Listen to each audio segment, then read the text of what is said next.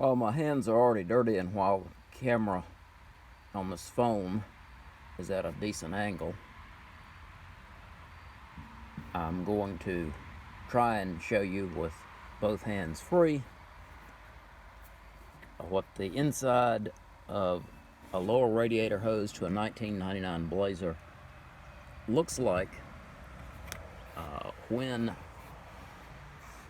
that particular Blazer is suspected to have had the hose on it for 240,000 miles or so.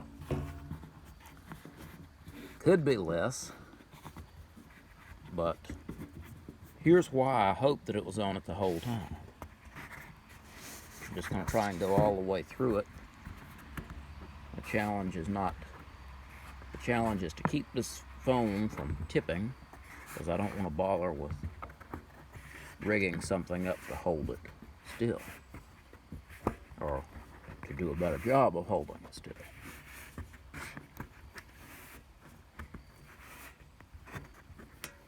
The coolant didn't look this bad. It had some residue in it, but